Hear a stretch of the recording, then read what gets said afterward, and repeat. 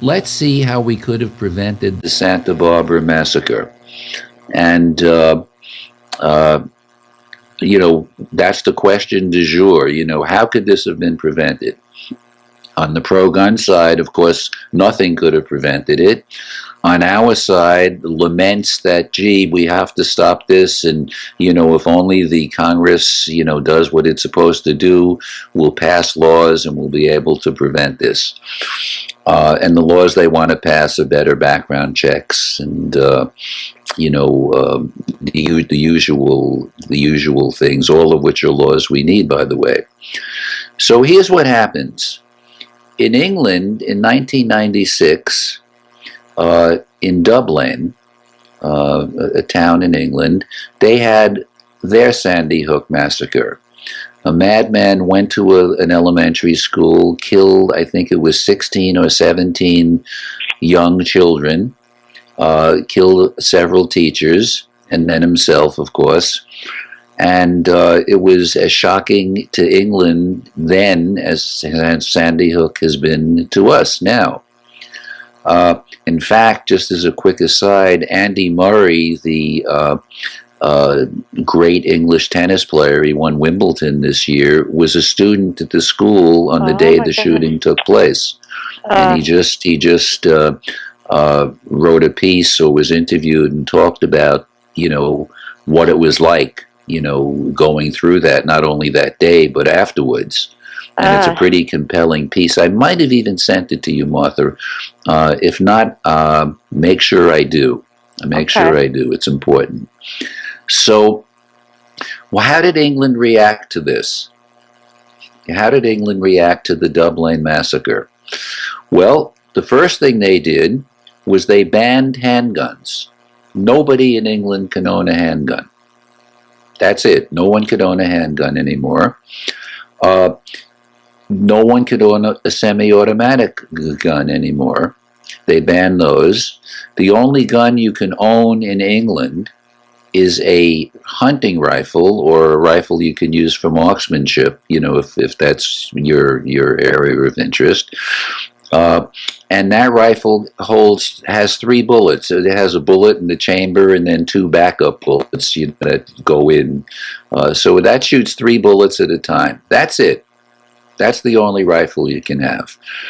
Of course, and this is just drifting away for a second. Of course, the criminals can have anything they want because they get them on the black market.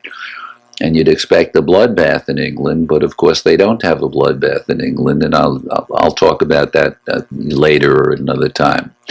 But the point is to get this rifle that shoots 3 bullets at a time, okay, and that's all you can get. Here's what you have to do.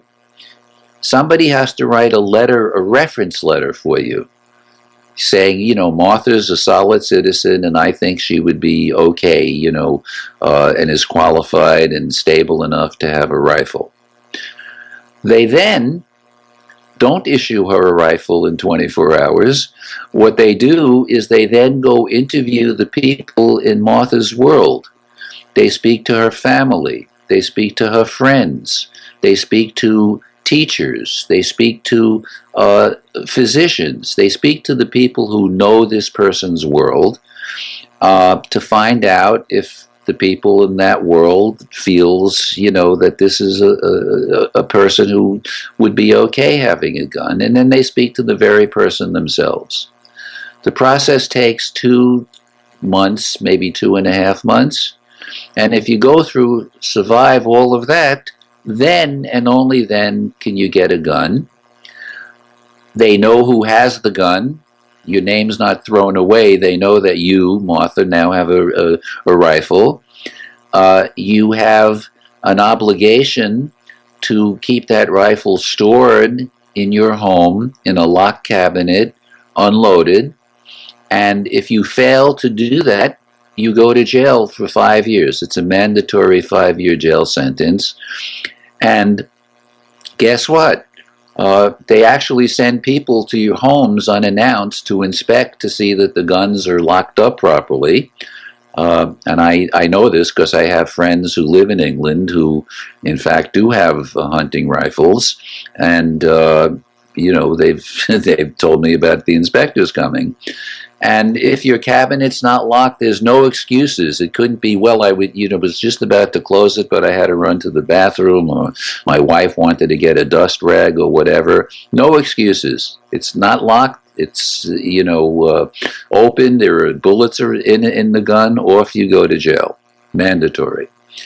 So guess what? Nobody ever steals a gun and goes, no kid ever steals a gun and goes to school and kills people. Never happens, because the guns aren't. And here we can't even get a law passed to require that guns be, they're called cap-proof guns, children's access prevention gun, storage. But coming back to the background check system, if we had that here, none of these mass killers would have ever been granted a gun.